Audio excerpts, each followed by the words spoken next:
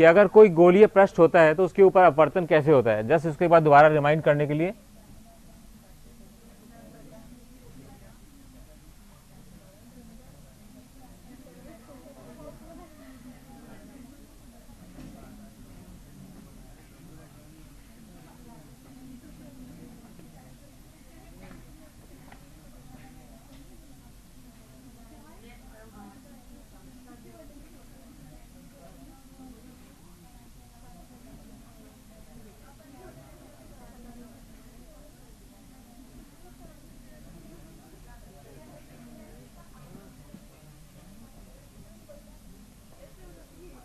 ये याद है आपको कल का चित्र?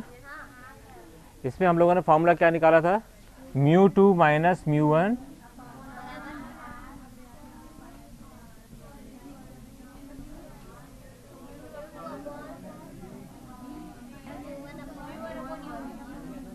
ठीक है। ये इसको दोबारा एक बार दोहरा ले तो आपको याद हो गया क्या है इसके अंदर। जिस भी उसके अंदर मटेरियल के अंदर ये जा रहा है किरण अपवर्तित होकर, उसका जो अपवर्तनांक है उसमें से इसको घटाया और r, और फिर ये ध्यान रखा चूंकि इसमें से घटाया है तो बेसिकली ये इसमें और इसमें यू ही रखेंगे सेम याद करने के लिए। और μ2 किसमें v है तो μ2 के साथ v आ गया और μ1 के साथ u आ गया।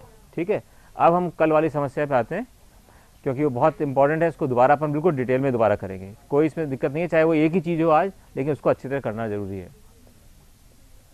मैं इस वाले पे करता हूँ इसको, केवल चित्र बनाना इस पे कर लेते हैं, बाकी उस पे करेंगे।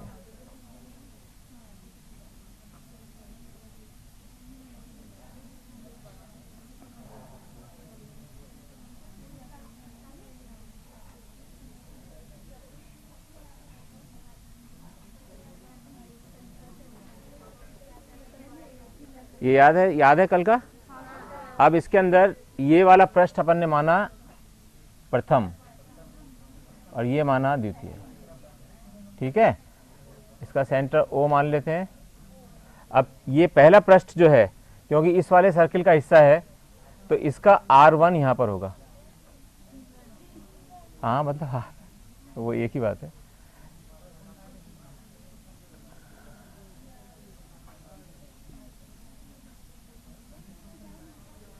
ठीक है, इसी प्रकार इस सरफेस का हम देखेंगे तो ये R2 इसका यहां पर होगा,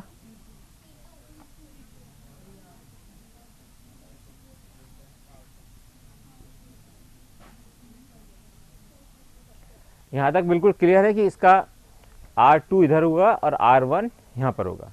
इसी प्रकार अगर हम फोकस निकालना चाहें तो इसका फोकस F1 कहलाएगा और इधर ये F2 कहलाएगा। और प्रकाश की गति, अगर प्रकाश इस दिशा में आ रहा है तो जो भी प्रकाश की दिशा में वो सब पॉजिटिव है और जो प्रकाश की विपरीत दिशा में है वो नेगेटिव है, यदि दूरियां ध्रुव से नापी जाए। ठीक है, इसमें कोई यहाँ तक तो बिल्कुल सही थे अपन। अब अपन ने एक लिया किरण,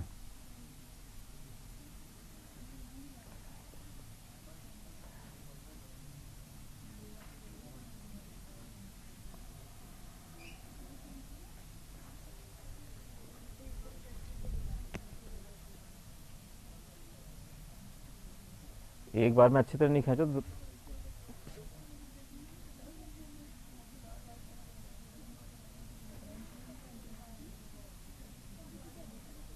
यहां आ गई।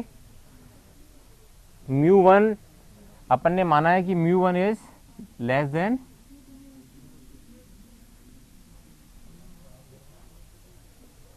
और μ2 कौन सा है, लेंस वाला।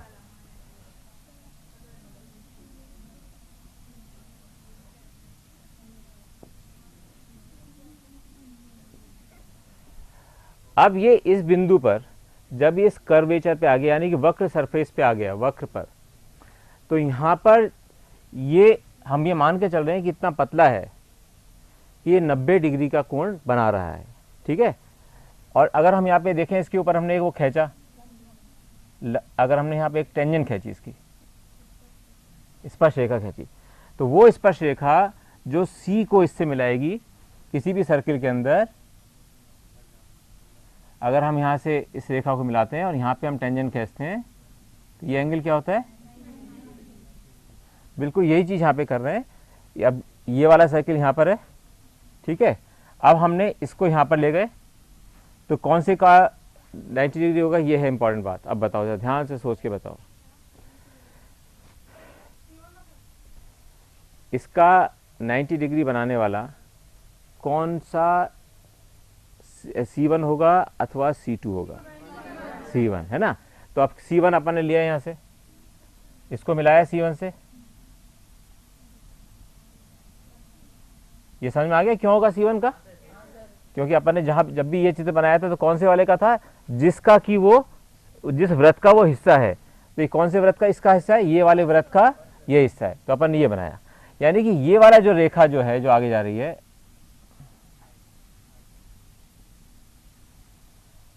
ये रेखा इस सरफेस पे 90 डिग्री का कोण बना रही है, ठीक है। और ये अगर हम, चूंकि हमें दिया हुआ है कि μ1 कम है μ2 से, यानी विरल से सघन की ओर जा रही है, तो अभिलंब की ओर जाएगी। तो अभिलंब तो ये है, और यहां से किरण यहां जा रही है, ये सरफेस है इसकी, तो क्या होगा? थोड़ा और शार्प बना लो जिससे आपको लगे कि वाकई में मुड़ रही है।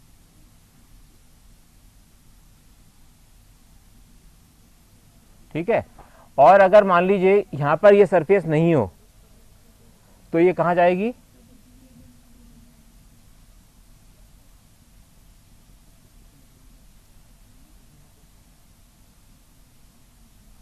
ओके, ये मान लीजिए M है, ये S मान लीजिए, इसको T मान लीजिए, इसको ऑब्जेक्ट है तो इसको कुछ भी मान लीजिए, U मान लीजिए, कुछ भी अलग अलग मानते रहने चाहिए, जैसे कि अच्छा तो नहीं, तो दूसरी लिख जाएंगे, T मान लेते हैं, T तो हाँ आ गया, इसको मान लेते हैं N ले लेते हैं बच्चे, एक ही बात है। अभी अपने को समझना है, बहुत इंपॉर्टेंट चीज़ है। अब जब ये यहाँ पर आ गया इस जगह, अब हमने ये क्या किया, जब यहाँ पर अगर नहीं होता तो ये हमारा क्या होती, ये होती दूरी V1, क्योंकि अब ये आभासी प्रतिबिंब बन जाएगा जैसे ही हम इसके ऊपर एक और कांच की सरफेस लगा दी। जब हमने यहाँ पर एक कांच की सरफेस लगा दी है, तो अब ये रेखा यहाँ पर अपवर्तित होगी T पॉइंट पर,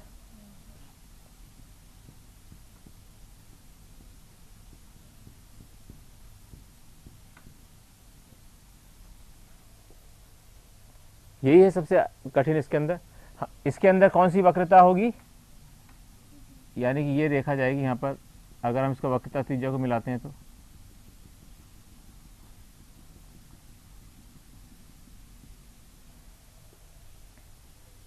कोई दिक्कत? अब ये जहां काट रही है इसको, जो इसके ऊपर हमने मान लीजिए ये सरफेस बना ली, हमेशा थोड़ी सरफेस बना लो जिससे कि अपने को लंब और सरफेस दोनों एक दूसरे के साथ साथ दिखें। ये इसका तरीका है समझने का। इतना बड़ा होता नहीं एक्चुअली तो बहुत छोटा सा, उस बिंदु पे तो बहुत ही छोटा सा लंब होगा, टेंजेंट होगी, बहुत छोटी सी होगी। अपन ने इसको बड़ी बना ली देखने के लिए। अब अपन ये देखो कि ये लंब है और ये लंब है, और ये किरण यहाँ पर आ रही है इसके ये पे, ये तो है लंब, ये सरफेस है, एक किरण यहाँ आ रही है।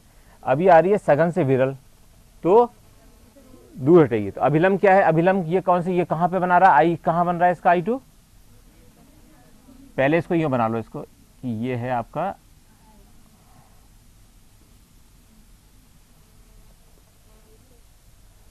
इधर I1 कौन सा था,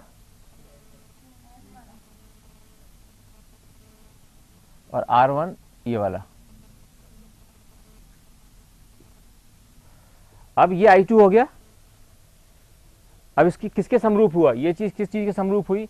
अगर हम इसको यूं देखें बिल्कुल, कि एक तो ये सरफेस है, इसके ऊपर एक लंब है,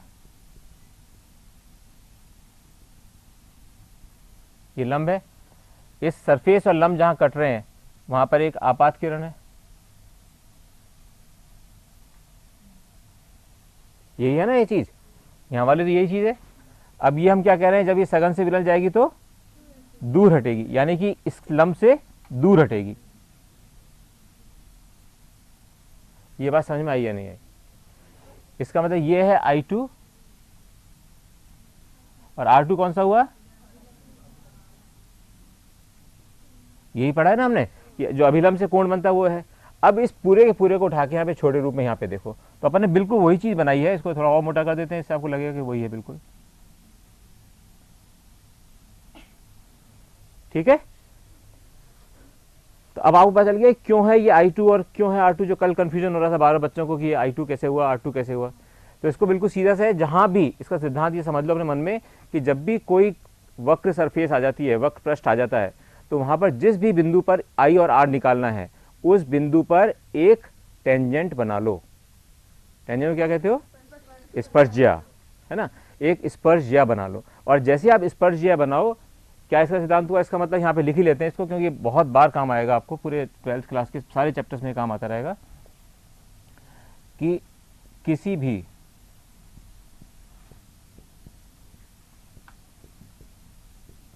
वक्र पृष्ठ पर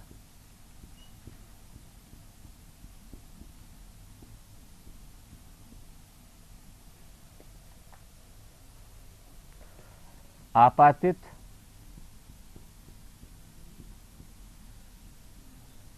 कोण व अपवर्तन की दिशा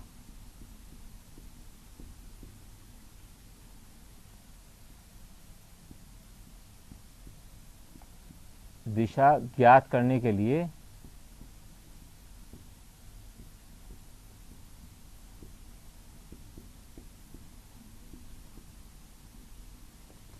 लंब, यह लिखते हैं, के लिए वक्र पृष्ठ व वक्रता त्रिज्या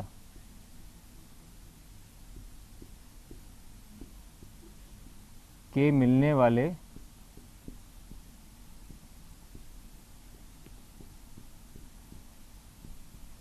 बिंदु पर स्पर्शज्या बना लें।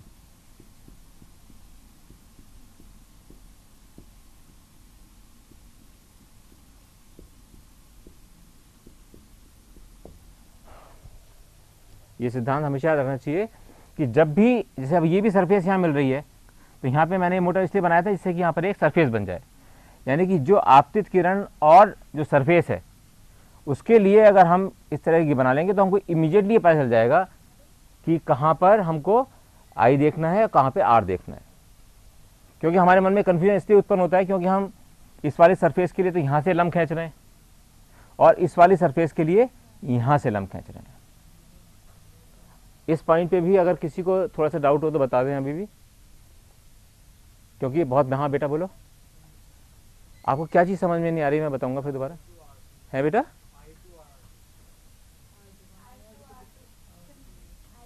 अच्छा, I2 R2 नहीं समझ में आया।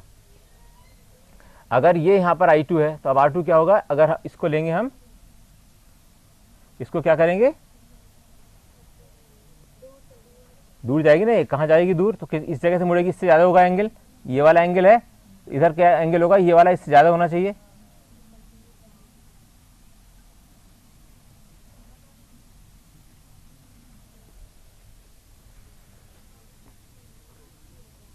अब दोबारा सुन लो इसको एक बार, कोई दिक्कत नहीं है, इसको अच्छी तरह समझना जरूरी है।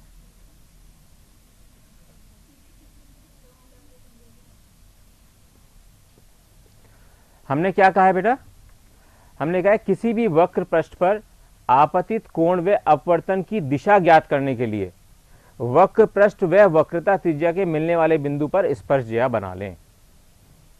अर्थात कोई भी कर्व सरफेस है, दोबारा देख लेते हैं यहाँ पे इसको, मान लीजिए ये कर्व सरफेस है हमारी, तो क्या कह रहा है? वक्र आपतित कोण व अपवर्तन की दिशा ज्ञात करने के लिए वक्र पृष्ठ व वक्रता त्रिज्या के मिलने वाले बिंदु पर स्पर्शज्या बना लें। यानी कि अगर ये यहाँ पर इसका C1 है तो वक्रता त्रिज्या कहाँ मिल रही है? इस पॉइंट पे मिल रही है मान लीजिए, और आपकी किरण यहां से आ रही थी। तो हम लोगों ने क्या सिद्धांत सीखा था कि जो भी सबसे पहले यहां पर एक स्पर्शज्या बना लें। अब आपने जैसे ही स्पर्शज्या बनाई तो आपको एकदम दिख जाएगा कि ये एंगल आई है, दिखा ना। जैसे स्पर्शज्या, जब तक स्पर्शज्या नहीं बनाएंगे आपके मन में कंफ्यूजन रहेगा। आपको पता चल गया कि स्पर्शज्या और लंब ये है और ये स्पर्शज्या है। अब ये विरल से और सघन की तरफ जा रहा है, इसका मतलब ये पास आएगा। पास किसके आएगा? लंब तो हमारा ये है। अगर ये सीधी लाइन यूं चली जाती, सीधी लाइन जाती तो क्या जाती? ये जाती। लंब की ओर झुक रही है, लंब ये है तो ये इसकी ओर झुक रही है, इसका मतलब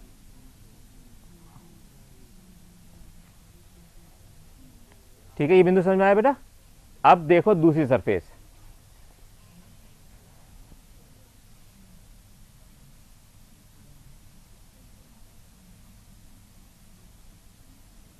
यहां अपन को पता है ये वाला क्या है, ये C2। C2 से जहां भी किरण मिल रही है, यानी ये किरण मिल रही थी जो ए बी, ये उन ए बी में से नहीं है, ये अपना अलग समझने के लिए है। ए बी, तो ए बी किरण कहां आ रही थी? अब देखो यहां पे मान ली जा रही है ए बी,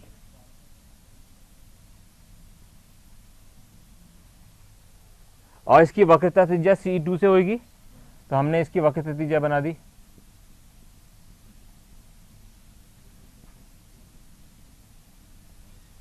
ये लंब के रूप में काम करेगी यदि यहां पर एक सरफेस है तो। अब देखो कितना आसानी समझ में आएगा आपको। ये सरफेस है और यहां पर एक किरण आपातित किरण है। लंब से जो कोण बनता है वो आपात कोण होता है, तो ये I2 हो गया। अब चूंकि ये सघन से विरल की तरफ जा रही है, दूर हटेगी। दूर हटेगी कहां से? ये लंब है, ये लंब है ना बेटा, इस लंब से ये दूर हटेगी, ये इसलिए R2 हुआ।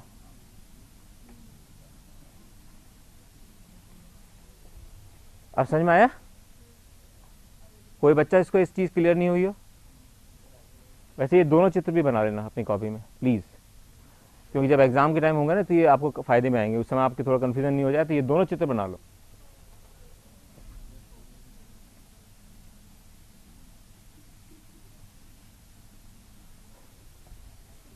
फोकस, फोकस रखना है बच्चों को, फोकस।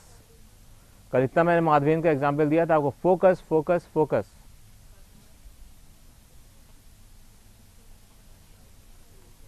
अब उसको बुला के भी ले रहा हूँ, मंडे को आएगा वो यहाँ पे, उससे बात करना, फिर बताएगा कि फिजिक्स कैसे पढ़ी थी उसने।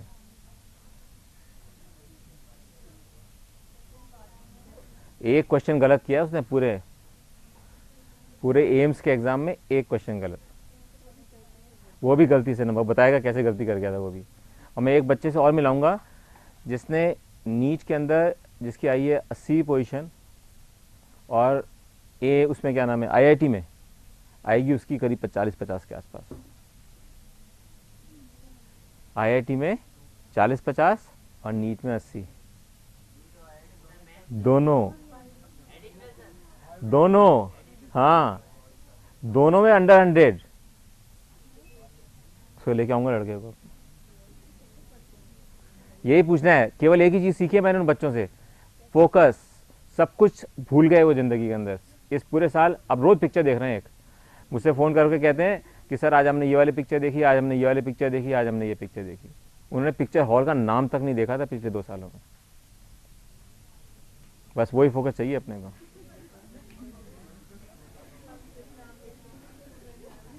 आप उस बच्चों से पूछना कि अब तुम्हारे पापा का मोबाइल नंबर क्या है, ये मैंने पूछा नहीं अभी से। अगर वो बता दे सही, बिना बिना मोबाइल देखे, तो आप मान जाओगे।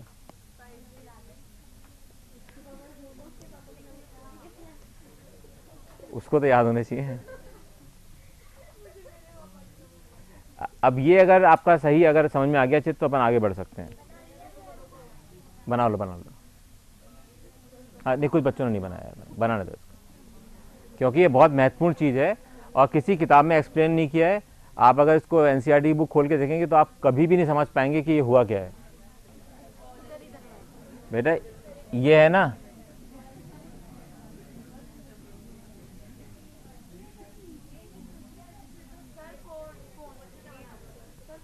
ये है ना, ये है ना कौन, ये अच्छा, ये इसका ये वाला कौन यार, ये अगर आप नहीं बता सकते फिर तो बात ही क्या है, क्या हद ही कर दिया आपने। ये जब जा रहा है, अभी तो इतने से बात कर रहे हैं, ये आइए तो आर कौन सा होगा बताओ जल्दी से, कौन सा ये वाला एंगल होगा, नहीं वो ये जा रहा है, लंब तो ये है और ये सरफेस है, तो लंब के जो सरफेस का जो कोण है वो जो जा रहा है वो ये बना, इसका मतलब ये क्या हुआ,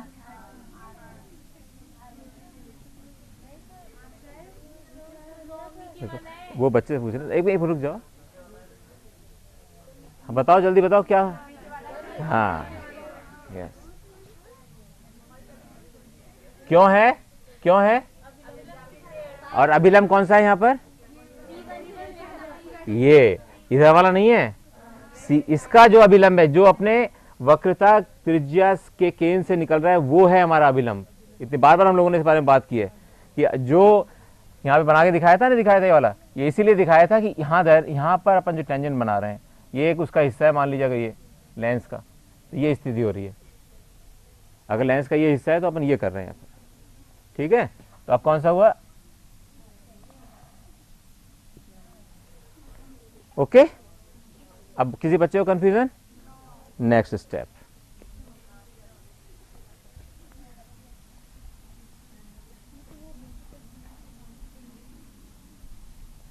किसी भी बच्चे को कहीं समझ में नहीं आए, बस यही कॉन्फिडेंस रहना चाहिए कि हम कभी भी सर को रोक के क्वेश्चन पूछ सकते हैं, ये अपने मन में रखना, कहीं मैं कोई इसका बुरा नहीं मानूंगा, चाहे आप 10,000 क्वेश्चन पूछोगे तो भी कोई दिक्कत नहीं है, पूछो ना आप, पढ़ो, ये तो है, ठीक है। अब हमें ये देखना है, अब शुरू करते हैं इसकी थ्योरी, जो असली जो लेंस की जो थ्योरी है। सबसे पहला सिद्धांत तो ये है कि यहाँ दो अपवर्तन हो रहे हैं, है ना, तो इसकी क्या चीज है, ये लिखना पड़ेगा अपने को, 2 बार, ये लिख लो एक बार,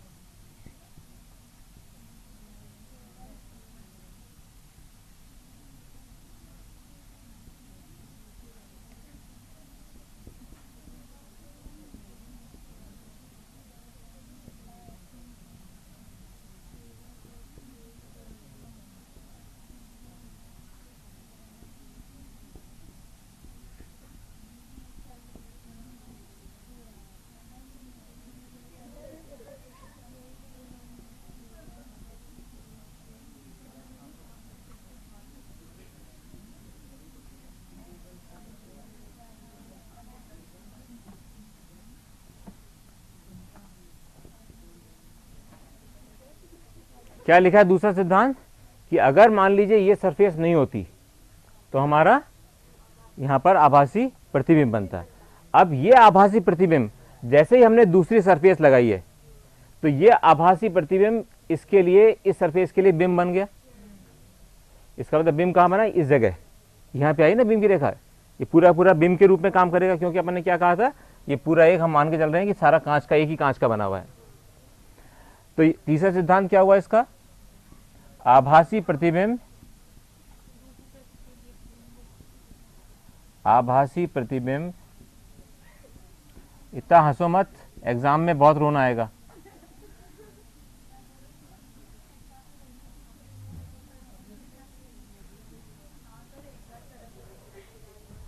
आभासी प्रतिबिंब, सरस्वती माँ की अगर कभी भी इंसल्ट की ना तो फिर जिंदगी में कभी कुछ नहीं कर सकते, मान लेना, कितनी कोशिश कर लो। फिर आभासी प्रतिबिंब पृष्ठ 2 के लिए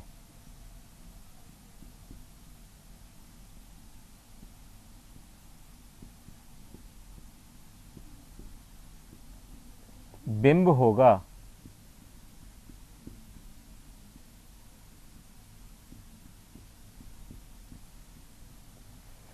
इसका मतलब ये हो गया कि हमारे पहले तो हमने इस गोलीय पृष्ठ के ऊपर जो ये फॉर्मूला निकाला था उसको अप्लाई करेंगे और फिर इस गोलीय पृष्ठ पर उस फार्मूले को अप्लाई करेंगे, और चूंकि लेंस दोनों को जोड़ने से बना हुआ है इसलिए दोनों के अपवर्तन को जोड़ देंगे, तो हमारे पास फार्मूला आ जाना चाहिए, ठीक है। अब देखें जरा इसको, फार्मूला वो लिखा हुआ है सामने, इतनी सरल सी चीज़ है कि इसमें मतलब बिल्कुल करेक्टली आप लोग बता देना, कहीं इसके अंदर इसमें भूल मत करना, क्योंकि अपन ने इसमें बहुत टाइम वेस्ट किया है, वेस्ट नहीं किया, इन्वेस्ट किया है ना, इन्वेस्ट किया है, इसलिए अब वो चीज़ में गलत नहीं होना चाहिए अपने को, है ना। अपने पास फार्मूला वो है। अब ले लो पहले पृष्ठ 1 के लिए,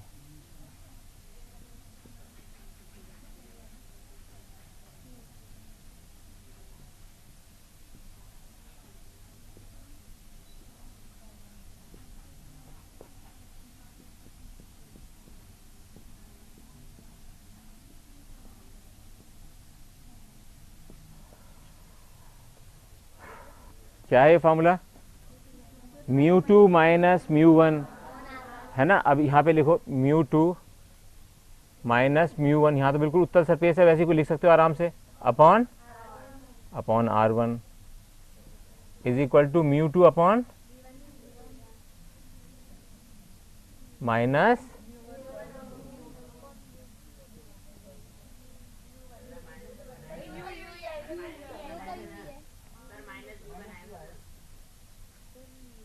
बताओ, तुम सोच के बताओ।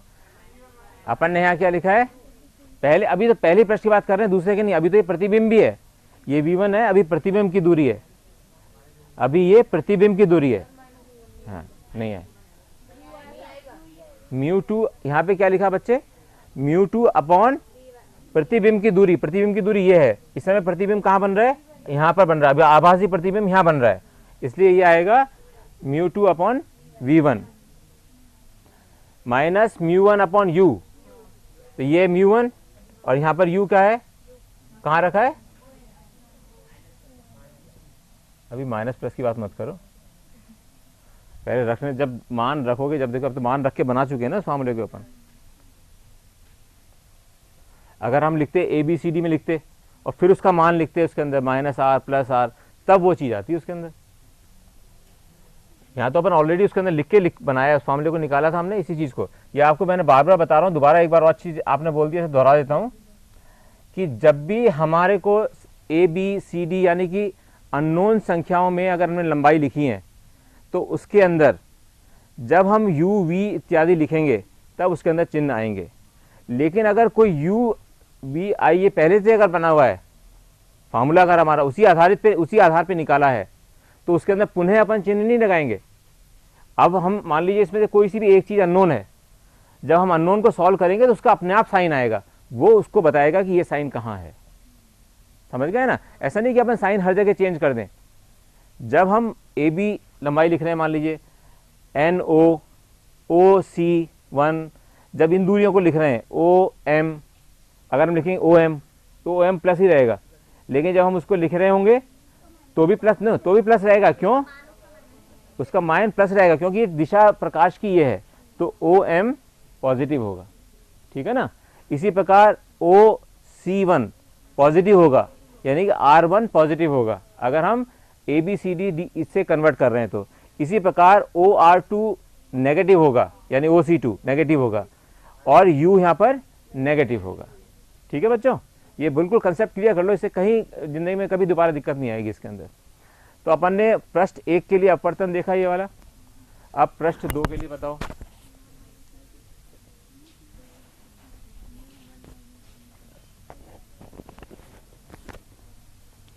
अपन ने लिखा क्या, यहाँ पर क्या होगा, μ1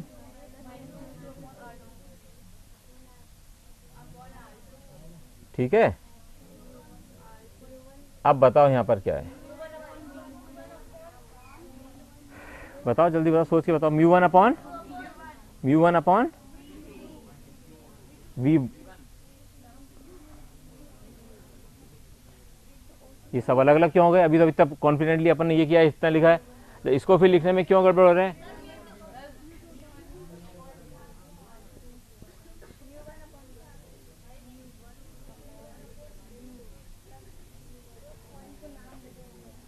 ये जो v1 था ये कौन से उसके अंदर है, लेकिन अपन ने यहां पे देखा था ना, पूरा पूरा ये वाला था इसका, यानी कि इस वाले मटेरियल का पूरा था।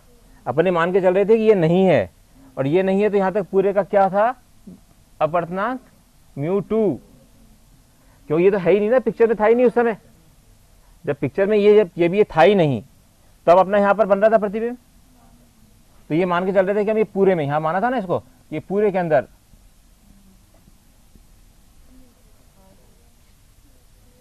ठीक है, तो अब बताओ क्या होगा इसका। ये तो मुझे ही पता है म्यू वन अपॉन होगा, लेकिन म्यू अपॉन क्या होगा? V2 तो है नहीं बेटा, V2 तो है ही नहीं।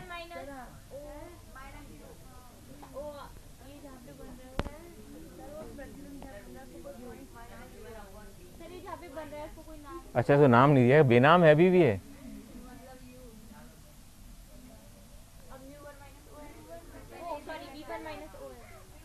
Mu one upon mu one upon क्या आएगा?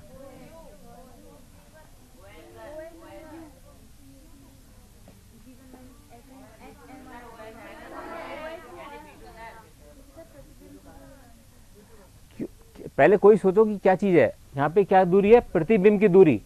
ये प्रतिबिंब की दूरी है यहाँ पर। तो यहाँ पे प्रतिबिंब की दूरी कहाँ है? जो अब जो रियल बन रहा है इसके कारण प्रतिबिंब।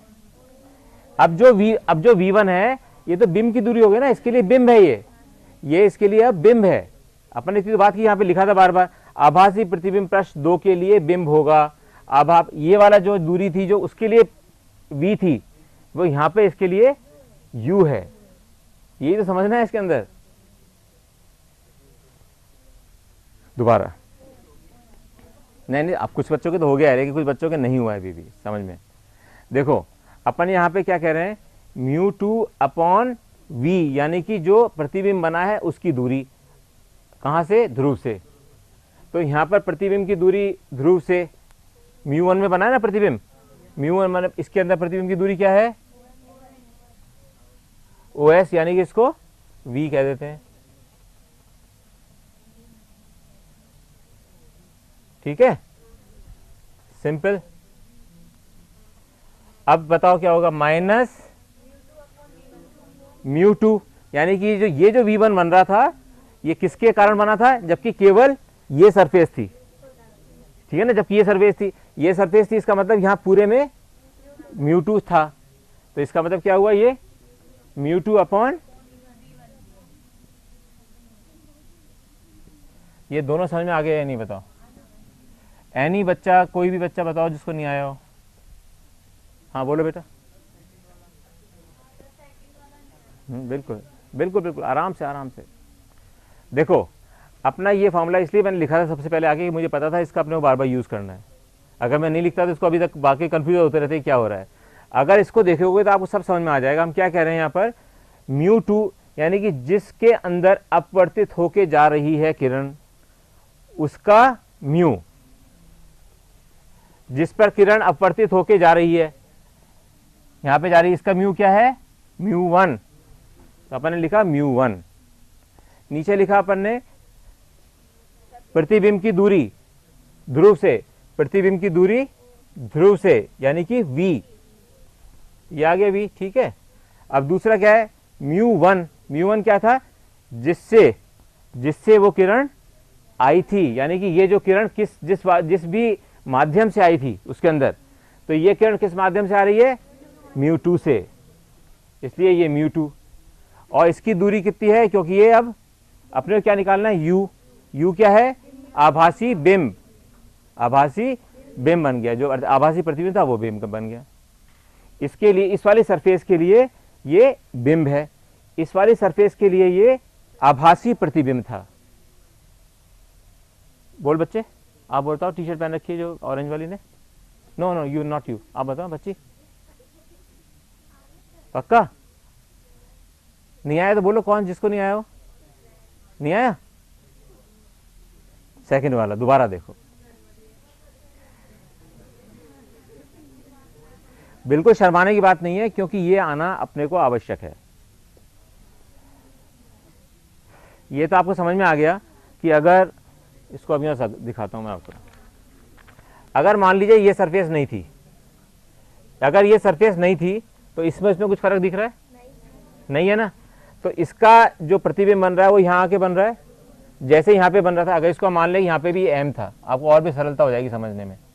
ये m था और ये s था, s m पे प्रतिबिंब बनता अगर ये सरफेस नहीं होती नहीं, लेकिन ऐसा नहीं है, एक सरफेस दूसरी हमने इसके अंदर लगा दी, तो इसका मतलब इस वाली सरफेस पे अब अपवर्तन होगा, डबल अपवर्तन हो रहा है ना, एक तो पहले तो यहाँ हो गया था, अब यहाँ पे अपवर्तन होगा। जब यहाँ पे अपवर्तन होगा तो इसके लिए बिंब कौन होगा, ये वाला, क्योंकि आपने उसके रास्ते को काट दिया, अब ये बिंब बन गया। और इसका प्रतिबिंब कहाँ बना अल्टीमेटली जाके, V पर, जो इसकी अपवर्तित किरण है S पे। ठीक है, नहीं सच बताओ, ये क्वेश्चन अभी क्वेश्चन करेंगे जस्ट इसके बाद, क्योंकि ये बहुत सिंपल है लेकिन कंसेप्चुअल है ये, मतलब इसमें कंसेप्ट होना चाहिए, है तो बहुत सरल है, कंसेप्चुअल ही होना चाहिए। अब इन दोनों को जोड़ दोगे तो इस लेंस का इक्वेशन निकलेगी। अपन ने एक गोलीय पृष्ठ दूसरे गोलीय पृष्ठ की तरह लिख दिए, अब लेंस के निकालने के लिए दोनों को जोड़ना पड़ेगा, क्योंकि दो सरफेस, एक बार यहाँ पे अपवर्तन हुआ, एक बार यहाँ पे अपवर्तन हुआ, तो दोनों के अपवर्तन को जोड़ देंगे। इसलिए यहाँ लिखना पड़ेगा लेंस के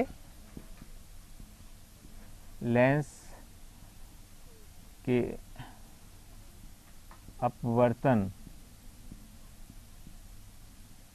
की समीकरण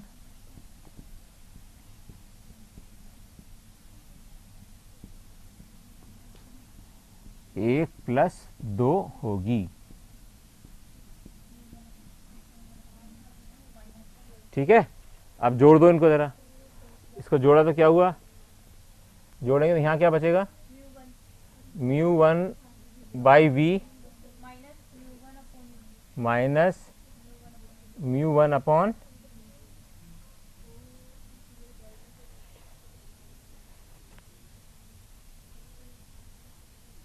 किसी को भी कंफ्यूजन जल्दी से बोलो, ये जोड़ के कैसे लिखा, एक स्टेप खा गए हम लोग, इसलिए ऐसा नहीं होना चाहिए आपको लगे कि सब गड़बड़ हो गया यहाँ पे।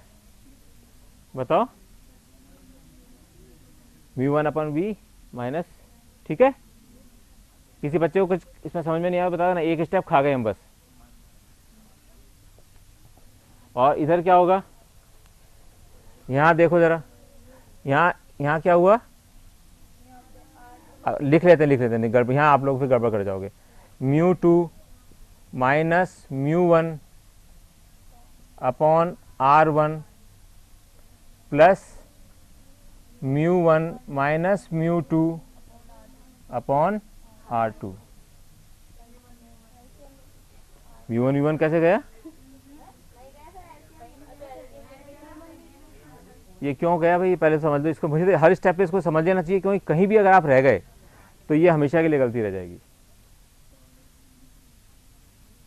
अपन सबसे पहले क्या कर सकते हैं, यहाँ अपने को दिख रहा है कि ये μ1 μ2 जो है, इसको अगर इसके साइन सही कर लें तो ये कॉमन आ सकता है। अगर हम इसको कर लें, माइनस कर दें इस वाले को, तो ये प्लस हो जाएगा, ये माइनस कर सकते हैं इसको ऐसे, किसी को कोई दिक्कत, ये कैसे हुआ, दोबारा देखो, मैं चाहता हूँ कि अब एक एक स्टेप थोड़ी सी आप लोग मिस करके भी करना सीखो, जिससे कि ना थोड़ा लेवल अपना एक बार थोड़ा सा इंक्रीज हो। तो यहाँ पे क्या है, ये μ1 माइनस μ2, ठीक है, अब इसको अपन समझ लेते हैं अलग से।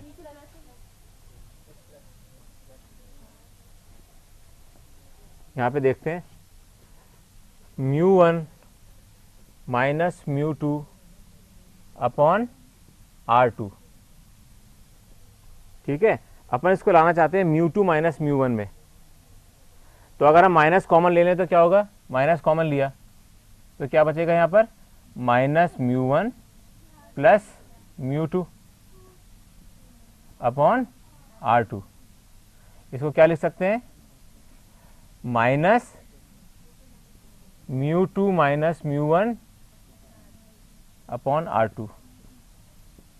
अब बताओ किसी को दिक्कत इसके अंदर है, बोलो, नहीं आया, तीसरा तरीके से समझाता हूं इसको, कोई नहीं, कोई दिक्कत नहीं है, नहीं आया तो नहीं, अपन दोबारा करेंगे ना इसको। अपन ये करें, ऊपर को -1 से गुणा कर दें और नीचे को भी -1 से गुणा कर दें।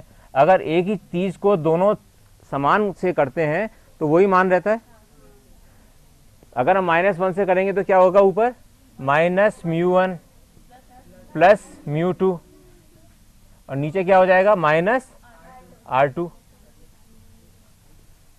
ठीक है, तो इसको कैसे लिख सकते हो, μ2 माइनस μ1, μ2 -1 अपॉन -r2 लिख सकते हैं, लिख सकते हैं।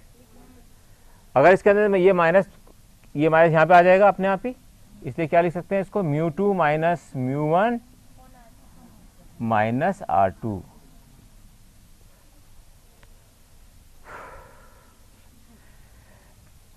और कोई समझ में नहीं आया पूछ लो, अभी दोबारा इसको अपन समझा सकते हैं। आ गया, चलिए इसको यहाँ पे लिखते हैं। इसको क्या नहीं आया तो पूछ लेना, मुझे पूछने में कोई दिक्कत नहीं होती, लेकिन मुझे लगता है सबको आ जाना चाहिए। एक भी बच्चा रह गया तो वो क्वेश्चन एग्जाम में उसी का गलती होगा, क्योंकि उसमें ना तो कोई भी सहारा देने नहीं होगा उसके, वो अकेले ही बच्चा कर रहा होगा बैठ के एग्जाम। तो अगर हम यहाँ पे इसको क्या लिख सकते हैं, μ2 minus μ1 upon r1 minus μ2 minus, ठीक है, कोई दिक्कत। तो इसको क्या लिख सकते हैं, अगर हम μ2 माइनस μ1 कॉमन ले लें तो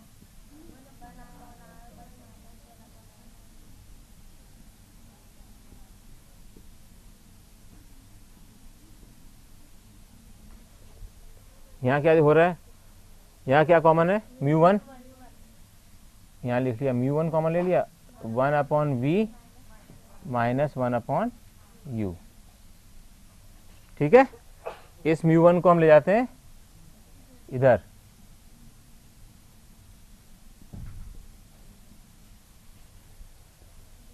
ये जो इक्वेशन है ये इक्वेशन कहलाती है लेंस मेकर इक्वेशन। मेकर माने बनाने वाला, लेंस बनाने वाले के लिए यही समीकरण काम आती है जिससे कि वो लेंस बनाता है। क्यों, अब उसको ये पता है कि अगर हमारे एक की वक्रता त्रिज्या r1 है, एक की वक्रता त्रिज्या r2 है, उसका μ2 ये है पता ही है, और μ1 पता है, यहाँ μ1 पता है, तो हम ये निकाल सकते हैं कि अगर उसको कोई भी वस्तु अगर किसी दूरी पर दिख रही है, उसको क्लियर दिखने के लिए उसको कितने पास लाना पड़ेगा, u बनाना पड़ेगा। ठीक है, तो इसके सहायता से वो लेंस का निर्माण करता है। इसको कहते हैं लेंस मेकर फॉर्मूला।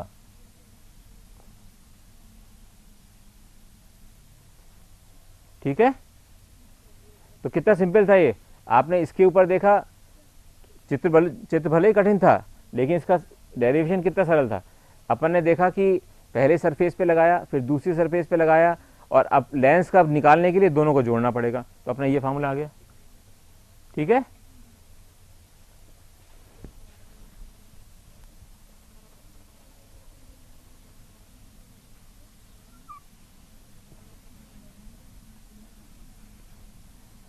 एक्चुअली मुझे लगता है मैं एक क्लास आपकी ना बेसिक मैथ्स की भी ले लूँगा, बेसिक मैथ्स है ना। मुझे लगता है एक क्लास आपकी बेसिक फिजिक्स की एक दिन छोड़ के ना, उसकी जगह बेसिक मैथ्स की चीज़ें कुछ बता दूंगा, जिससे कि आपको कभी भी कोई गलती नहीं आएगी। उसको कहते हैं, कौन सी वाली मैथ्स कहते हैं, नहीं हिंदी में क्या नाम होता है उसका, नहीं जो वेदों पे आधारित गणित होती है, वैदिक गणित।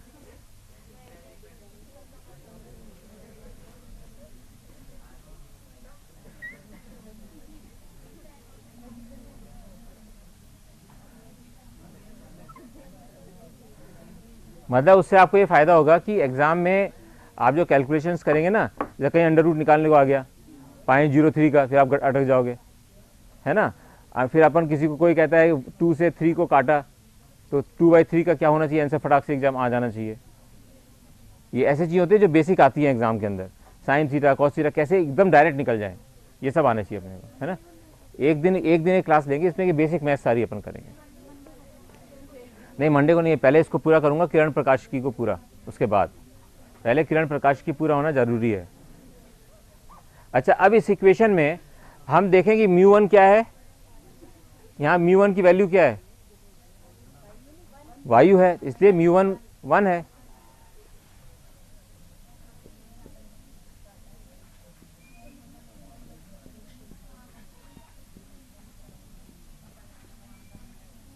क्या चीज 1 है? μ1 1 है।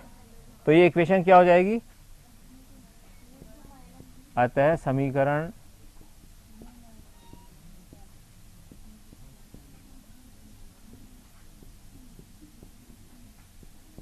अब सिंपल हो गई, 1/v minus 1/u is equal to μ2 minus 1/1, यानी कि μ2 माइनस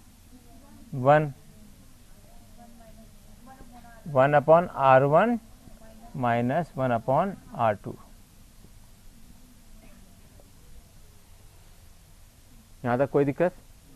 ये भी लेंस मेकर फार्मूले का एक अग्रिम रूप होता है, ठीक है ना, अग्रिम रूप होता है। अब हम लोग एक चीज जानते हैं कि यदि कोई बिंब फोकस पे रखा है तो उसका कहाँ प्रतिबिंब बनता है? अनंत पर। और यानी अगर बिंब अनंत पे बन रहा है तो फोकस पर। अगर हम बिंब अनंत पे बनाए, यहाँ पे मान लीजिए बिंब यदि अनंत पर हो तो क्या होगा? तो u मतलब यदि बिंब उस पर हो तो v कहाँ होगा? फोकस पर, यानी कि v फोकस पर होगा, ठीक है। यानी कि जो v है वो क्या हो जाएगा? f। v तो हो जाएगा f के बराबर और u हो गया अनंत के बराबर। अब ये जरा रखना, इसके अंदर मान रख दो, तो क्या होगा? 1/f। 1/∞ क्या होता है? 0। सब बच्चों क्लियर है ना कि 1/∞ इज इक्वल टू 0। तो ये क्या हो गया? 1/f। 1/f is equal to क्या हुआ? अब μ2 की जगह मान लीजिए इसको अपन म्यू ही मान लें, क्योंकि अब 1 तो रहा ही नहीं, 1 तो 1 है, तो μ2 की जगह अपन म्यू भी लिख सकते हैं, या μ2 ही रहने दो, कोई नहीं है, आपको बिना कंफ्यूजन हो जाएगा। 1/r1 माइनस 1/r2, ठीक है। अब इन दो इक्वेशन में देखें तो राइट हैंड साइड बराबर है दोनों की। समीकरण 1 व 2 में RHS बराबर है, RHS जानते हो ना?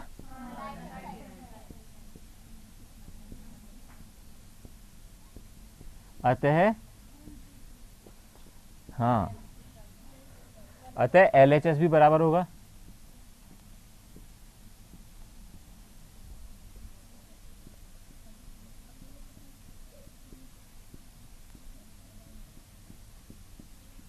ठीक है, राइट हैंड साइड बराबर है तो ये भी बराबर होगा। तो क्या हो गया? 1/v minus 1/u is equal to 1/f। ये कहलाता है लेंस फार्मूला। हाँ, रुक जाओ, मैं इसलिए बोल बोल के लिखा रहा हूँ।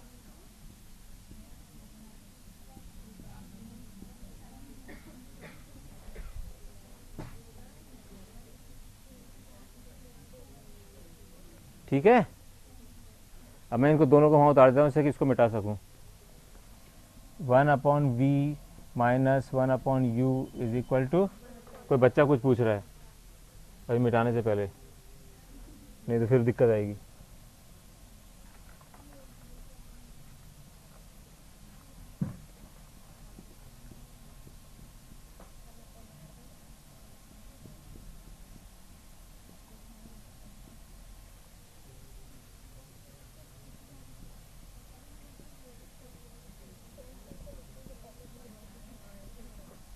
आपको ये समझ में आया कि कितना सरल है ये निकालना। लेकिन अगर ये चित्र पता हो तो कि ये चित्र कैसे बन रहा है, अगर हमें चित्र पता है तो फिर इसको निकालना सरल है। लेकिन अगर चित्र नहीं पता होता तो अपने को ये निकालने में बहुत कठिनाई आती। इसलिए इस चित्र को समझना बहुत आवश्यक था, इसलिए अपन ने कल के बाद दोबारा इसमें टाइम लगाया। ठीक है, देखिए अब मेरे ख्याल से सबको पता है कि इसका लेंस सूत्र निकालना कितना सरल है।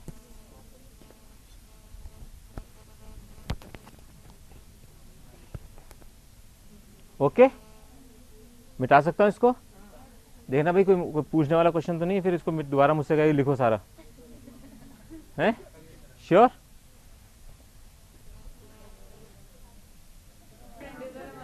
हाँ, जब आप इसको बेस्ट फ्रेंड मानोगे ना तो मजा आए, क्यों बेस्ट फ्रेंड से आप बात करते हो, हाँ तुम क्या कर रही हो या तुम क्या कर रहे हो, हाँ नहीं करते, बहुत सी बात है, लेकिन बेस्ट फ्रेंड से ही। तो बेस्ट फ्रेंड में क्या खासियत होती है? नहीं, उसके अलावा भी एक बहुत बड़ी बात होती है, बताओ बेस्ट फ्रेंड में क्यों कहता हूँ इसको बार बार, बेस्ट फ्रेंड क्यों होती है, फिजिक्स क्यों होनी चाहिए? इसके अलावा अगर मान लो बेस्ट फ्रेंड से आपकी कभी झगड़ा भी होता है तो एक दूसरे को मना के वापस दोस्ती हो जाती है। इसलिए इसको हमेशा बेस्ट फ्रेंड समझो, जिससे कि कभी इससे आप डाइवर्ट नहीं हो। यस, यही पॉइंट है, ये बहुत जरूरी है। और मैं तुम्हें बता रहा हूँ, तुम आज जब अगले साल होगा ना ये वाला महीना, तो जब हम यहाँ पे फंक्शन करेंगे इस बार कि क्या, जब रिजल्ट आएगा तो आप कितने खुश होंगे इस चीज़ को, आज तो आपको लगेगा ना जो सोच के, बाद में आपको बहुत खुशी होगी। जितने यहाँ बैठे हैं उनमें से अगर 50% बच्चे भी आगे अच्छा बढ़ते हैं तो बहुत बड़े सुख की बात होगी, खुशी की नहीं, सुख की। ठीक है, अब अपन एक चीज और देखना चाहते हैं।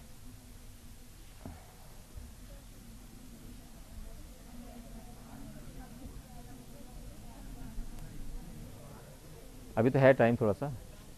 अब एक छोटी चीज बताना चाहता हूं जो आप अपने आप ही लिख लेंगे जल्दी से। अब मान लीजिए लेंसों का संयोजन, इसका बहुत सरल है बिंदु, इसे कुछ भी नहीं करना पड़ेगा, आप देखिएगा।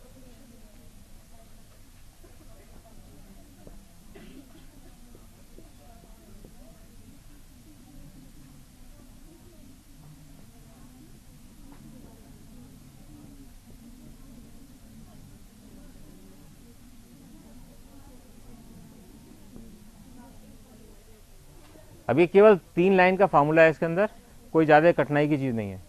अगर मान लीजिए 2 लेंस हैं,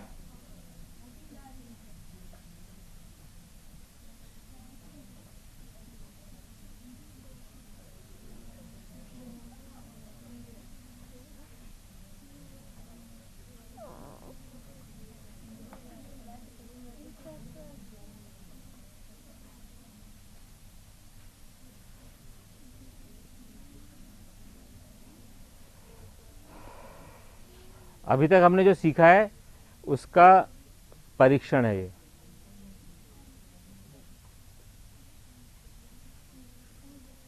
कल से आप यहाँ बैठा करो, ठीक है ना, आप यहाँ बैठो बेटा, और सबको नहीं करना चाहिए डिस्टर्ब, अपने आप जो मना है करो, ठीक है। नहीं, क्वेश्चन तो बाद में पूछ सकते हैं बेटा इससे, कल से यहाँ बैठना आप, है ना। आप आपस में जो भी क्वेश्चन पूछना है वो सब क्लास के बाद, और अगर यहाँ मुझसे पूछना है तो क्लास में, जब मैं आपके लिए बैठा हूँ यहाँ पे सब कुछ बताने के लिए, आप पूछो ना, मुझसे पूछो, आपस में क्यों पूछना चाहते हो। अब मान लीजिए यहाँ पर हमने जैसे ही वो निकाली थी इक्वेशन, सेम है, इसको ये मान सकते हैं। सबसे पहले मन में इस क्वेश्चंस का, ये किताब में नहीं दिया हुआ, लेकिन मैं आपको एक चीज़ बताना चाह रहा हूँ। इसको ये मान लो कि दोनों मिला के एक लेंस है,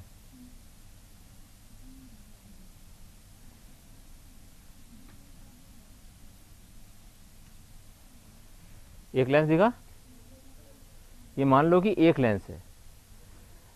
तो जो हमने एक लेंस के अंदर किया था वो इसको यहाँ पे करना है। यानी हम ये कह रहे हैं कि जो 2 लेंस अगर हैं हमारे पास, अगर हमारे पास 2 लेंस हैं तो वो ऐसे ही बिहेव करेंगे जैसे कि कोई उनका समान एक लेंस हो, कोई सा भी एक समान। जैसे हम रेजिस्टेंस में निकालते थे R1 और R2 सीरीज में है, तो उसका इक्विवेलेंट क्या होता था, R1 प्लस R2। जब हम कहते थे कि दोनों पैरेलल हैं तो 1/R1 plus 1/R2 equal to 1/R, ये कहते थे ना, कहते। इसी प्रकार यहाँ का अपन उसी चीज़ को यूज़ करेंगे, किताबों में नहीं बताते, लेकिन अपन इसको यूज़ करेंगे जिससे कि ये जल्दी से अपने को समझ में आ जाए कि अब क्या कर रहे हैं। अब अगर ये मान लीजिए एक ही लेंस है और ये चित्र हमारे सामने बना हुआ है, इसलिए इसको नहीं मिटाया, तो अब क्या होगा, मान लीजिए एक यहाँ से चलिए किरण,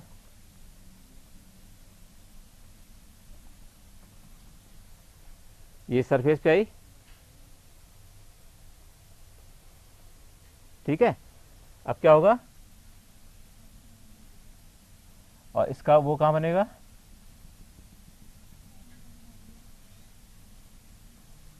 यानी कि ये क्या दूरी निकली, v1 आभासी प्रतिबिंब बना। अभी तक अपन ने केवल इसी सरफेस का लिया है, अब इस सरफेस पे दोबारा हो रहा है इसका अपवर्तन, यानी ये आएगी यहां पर, और ये क्या होगा, v इसके सेंटर से,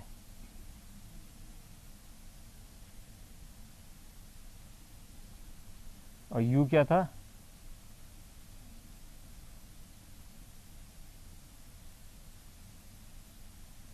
ठीक है। क्या बिल्कुल वैसे ही बन गया चित्र। अगर ये दोनों एक से हैं तो इस बड़ा वाला जो अपन ने सोचा है, अपने को ये निकालना है कि ये दोनों अगर पास पास रखे हैं तो अगर एक लेंस हो अगर इसकी जगह, यानी कि इसका इक्विवेलेंट लेंस हो, क्यों फॉर्मूला तो हमने निकाल लिया उत्तर लेंस का, उसको लगाने के लिए अगर हम दो उत्तर लेंस के बराबर एक कंप्लीट एक उत्तर लेंस का मान निकाल लें, कोई ऐसी समीकरण निकाल लें, तो वो ये कहलाएगा कि हमने उत्तर लेंस की निकाली, लेकिन होगी वो इन दोनों के लिए। अब बताओ क्या हो सकता है इसका। अगर हम लिखें इसको, मैं आपको हिंट दे देता हूं, पहले ये F1 है ना, तो पहले L1 के लिए इसका मान लीजिए F1 है फोकल लेंथ, और इसका है F2, और इसका कंबाइंड का है F। ठीक है, जो अपन ने बड़ा इसको एनवलप वाला माना उसका तो F मान लिया, और इसका F1 है, इसका F2 है। अब बताओ L1 के लिए क्या होगा, L1 के लिए अगर हम अपना लेंस का फॉर्मूला लगाएं तो क्या होगा, तो क्या होगा L1 के लिए, L1 के लिए 1 upon F1 is equal to 1 upon V1 minus, simple, कितना सरल है। किताब में आप देखना तो कितना कठिनाई से इसको बताया गया है कि 2 पेज में समझाने की कोशिश की है उन्होंने, और सबसे सरल चीज़ थी ये। दूसरे लेंस के लिए L2 के लिए लिख दो आप, L2 के लिए क्या होगा, 1 अपॉन F2 बराबर 1/V,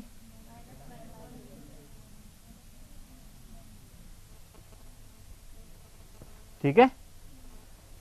और अगर हम पूरा एक लेंस मानते हैं, एक पूरे एक के लिए मान लो, पूरे लेंस पूरा एक, जो पूरा एक माना है, पूरा क्या एनवलप को हिंदी में क्या कहते हो आप, जो एक दूसरे को ढक देते हैं, मतलब इन दो लेंसों को ढकता हुआ एक लेंस, हिंदी एनवलप,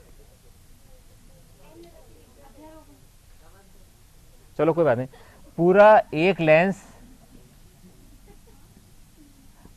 एक लेंस लेने पर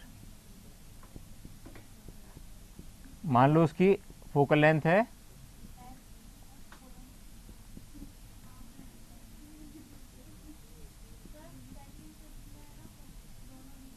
कोई बात नहीं, कौन से बेटा, नेचुरली ये तो इसका आभासी था ना बेटा, तो इसके लिए u बन गया था ये दूसरे के लिए, वही तो अपन ने किया था वहां पे। अपन जब मान रहे हैं इसको तो यही तो किया है हमने, सेम बिल्कुल सेम फॉर्मूला लगाया, कहीं कोई अलग चीज नहीं करी अपन ने। अगर इसकी दूरी एक f हो तो क्या होगा, 1 upon is equal to 1 upon v minus 1 upon u, ठीक है, 1 upon v minus 1 upon u। तो इसका मतलब इसको तीसरी इक्वेशन लिखते हैं, इसको पहली लिखते हैं और इसको दूसरी लिखते हैं। अब पहली और दूसरी को जोड़ो तो इस पूरे कंबाइंड लेंस का आना चाहिए, है ना। तो पूरे लेंस का निकालने के लिए, पूरे लेंस के लिए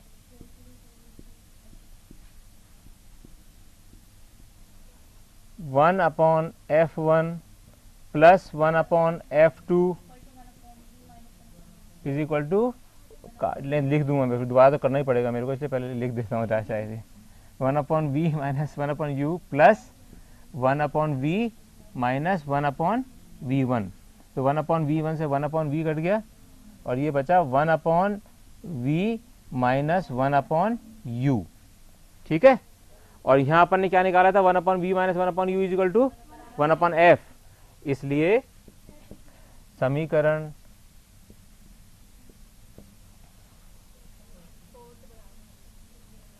समीकरण 4 व 3 से क्या आएगा, 1/f1 प्लस 1/f2। इसका मतलब ये हुआ कि हम इसको यूज कर रहे हैं कैसे, जैसे कि समानांतर रेजिस्टेंस हो, यानी कि दो रेजिस्टेंस F1 और F2 समानांतर में लगे हुए हैं। इसको याद करने का ये तरीका होता है कि रेजिस्टेंस F1 और F2 समानांतर में लगे हुए हैं, तो उनका इक्विवेलेंट रेजिस्टेंस F इस इक्वेशन से दिख सकता है, जिस पे जैसे कि वहां दिखता है 1/R is equal to 1/R1 plus 1/R2। ये जरूर उतार लेना, क्योंकि किसी भी किताब में इसको नहीं समझाया है। उन्होंने बहुत लंबा लिया उन्होंने प्रक्रिया, पहले इसको अलग बनाया, फिर उसको अलग करा, फिर ये तो दिखाया ही नहीं। उन्होंने कहा कि इस प्रकार ऐसा हो जाएगा तो फिर ऐसा हो जाएगा, बच्चा कभी भी नहीं समझ सकता उससे। ये चित्र हमेशा मन में रहना चाहिए कि इक्विवेलेंट निकाल रहे हैं तो हमें इक्विवेलेंस होनी चाहिए। इस अगर मान लीजिए यहाँ पर अगर दो अवतल लेंस होते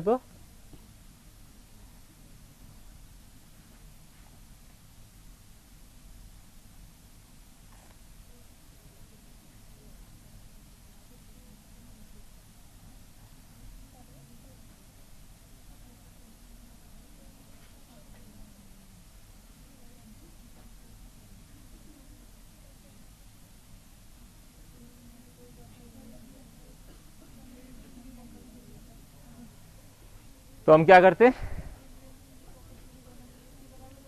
इसमें भी हम वही करते। क्या होता, एक लेंस कौन सा बड़ा बनता,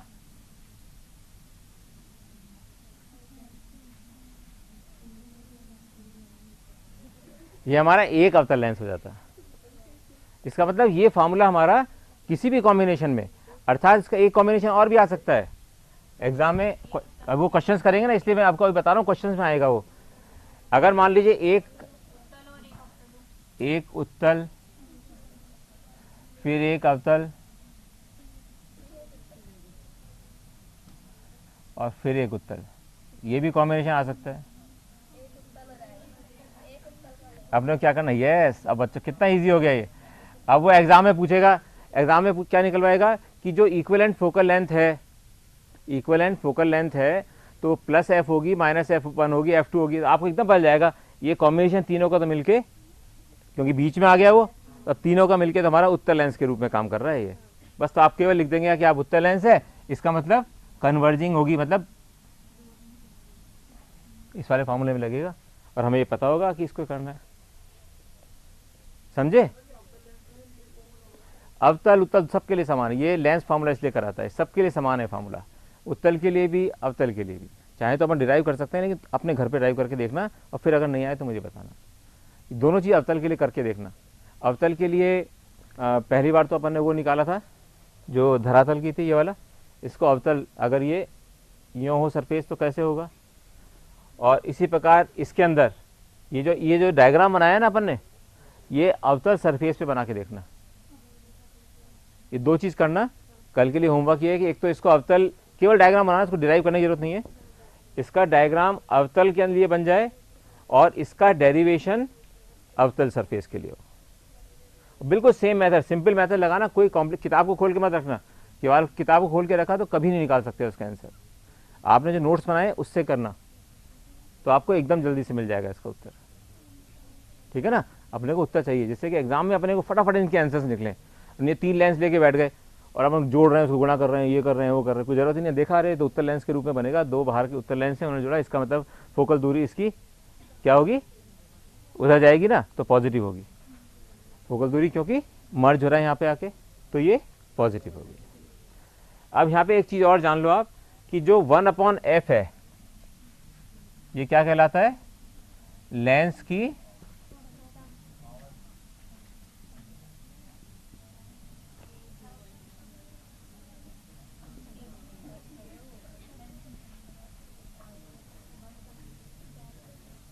डायप्टर। अभी डायप्टर क्या होता है तो कौन बताएगा? नहीं, ये तो मुझे भी पता है, ये तो मुझे भी पता है कि डायप्टर शक्ति को नापने के लिए है, लेकिन कैसे निकाला? क्या है मतलब क्यों कहते हैं इसको डायप्टर? क्या है इसकी परिभाषा क्या है?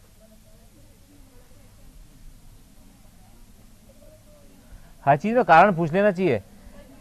मैं बताता हूँ आपको क्वेश्चन, आपको खुद अपने मन से आना चाहिए ये क्वेश्चन। बताते हैं।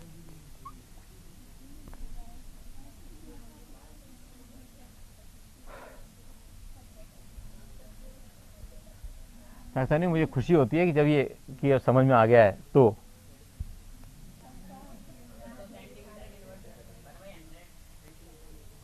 इसका तरीका ये होता है कि लेंस की शक्ति का अर्थ क्या है। लेंस की शक्ति का अर्थ है, लिख लो इसको भी, छोटे एक ही लाइन में है। लेंस की शक्ति उसके द्वारा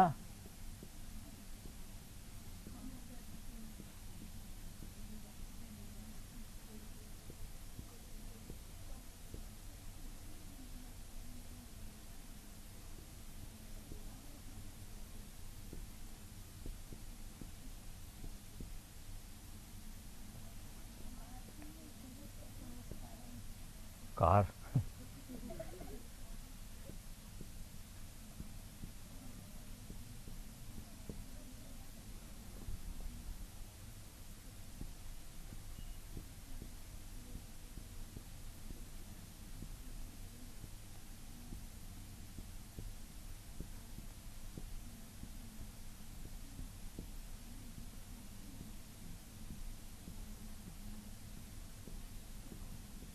इसका मतलब क्या हुआ? अगर मान लीजिए एक लेंस ये है और इसकी फोकल दूरी है यहाँ पर,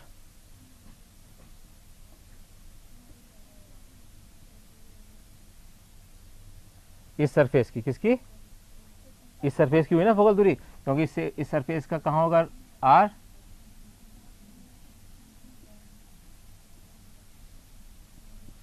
ठीक है, हम क्या कह रहे हैं कि अगर कोई किरण समानांतर आ रही है तो फोकस से मिलती है।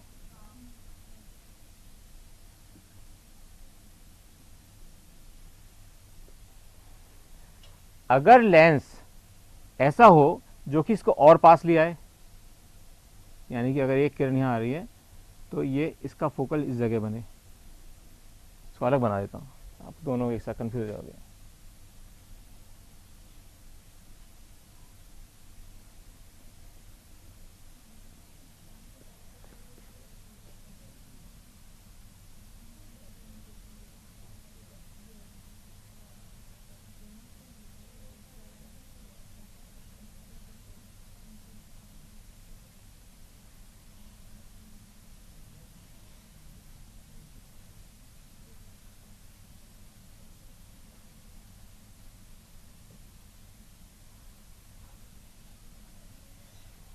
तो किस में ज़्यादा मुड़ा? कौन से वाले फोकल दूरी में ज़्यादा मुड़ा? जिसकी कम थी, जिसकी कम थी। इसलिए अब समझ में आ गया कम से क्यों रिलेशन है पावर का, कि जो जितना विचलन कर रहा है वो इससे प्रदर्शित हो रहा है।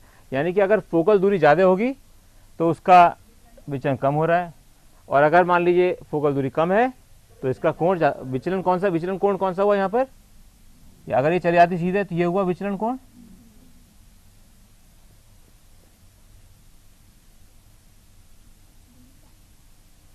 ठीक है, और अगर मान लीजिए इसको F कहा है और इसको H कह लें,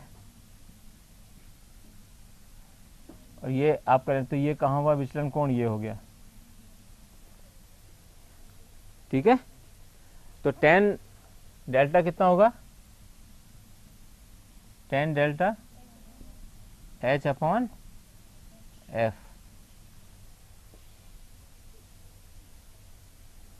और टेंजेंट लैम्डा को हम कहते हैं शक्ति, लेंस की शक्ति। तो यदि F इजिकल टू 1 हो, 1 मीटर हो, यदि F 1 हो, F 1 हो और H भी 1 हो, तो क्या होगा?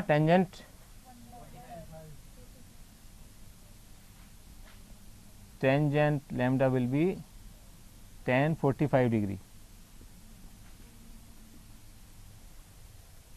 ठीक है, तो अगर हम इसको कहते हैं कि H इजिकल टू 1 है केवल, तो ये कहलाता है 1/f। यानी कि अगर हम 1 मीटर, किसी भी 1 मीटर की दूरी पर अक्ष से जो फोकल लेंथ पर विचलन हो रहा है जिस कोण का, उसको हम शक्ति कहते हैं लेंस की। सीधे शब्दों में क्या हो गया कि जो उसकी फोकल लेंथ है उसका व्युत्क्रम वो लेंस की शक्ति हो गया। यानी कि अगर 3 लेंस लगे हुए थे, इसको मान लो ये P1 था, ये P2 था, ये P3 था, तो कंबाइन की क्या होगी शक्ति? P is equal to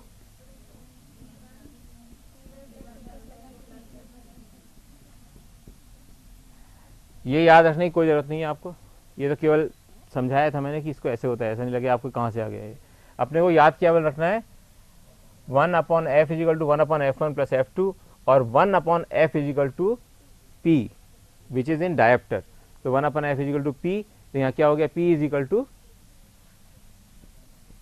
p1 plus p2।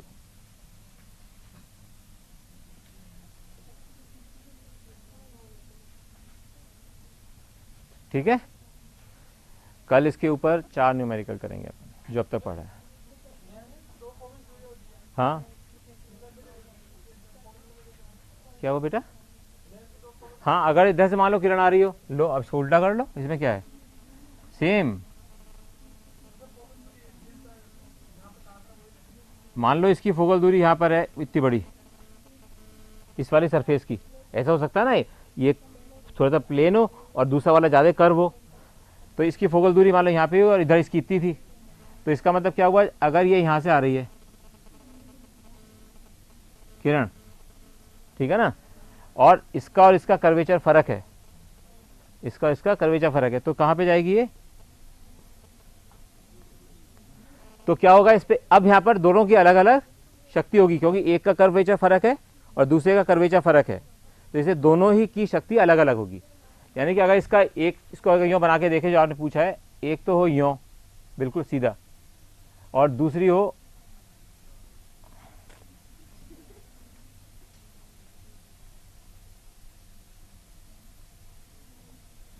ठीक है ना, तो इसमें इस वाले जो आपने पूछा उसका ये अर्थ है। ठीक है, तो इसका मतलब ये हुआ कि इस वाले लेंस की शक्ति कैसे निकलेगी? इस सरफेस की शक्ति अलग होगी और इस सरफेस की शक्ति अलग होगी, दोनों की शक्ति अलग होगी, क्योंकि इस वाले सरफेस के द्वारा विचलन अलग किया जाएगा और इस वाले सरफेस के द्वारा विचलन अलग किया जाएगा। लेकिन 12th स्टैंडर्ड तक ये क्वेश्चन यही आएगा हमेशा जबकि दोनों के समतल होते। ये आपने लिखा हुआ है सिलेबस के अंदर कि जो समतल उत्तल या समतल अवतल, यानी कि दोनों तरफ से जिसका बराबर कर्व है, वही क्वेश्चंस वही अपने कोर्स में है, ये है इसका। लेकिन इसको फिर लंबा डेरिवेशन करके अपन कर सकते हैं, इसको भी अभी इसी से कर सकते हैं, इसी फॉर्मूले से कर सकते हैं, लेकिन इसका कोई तात्पर्य नहीं है क्योंकि अपने सिलेबस में भी नहीं है और क्वेश्चन भी नहीं आएगा क्योंकि सिलेबस में नहीं है। बट हमें पता होना चाहिए कि अगर ऐसा हो जाता है तो क्या होगा। और अगर इसको हम यूँ भी कर लें, इसको अभी तो यूँ कर रहे थे ना, ये वाले क्वेश्चन तो करेंगे ही करेंगे हम लोग।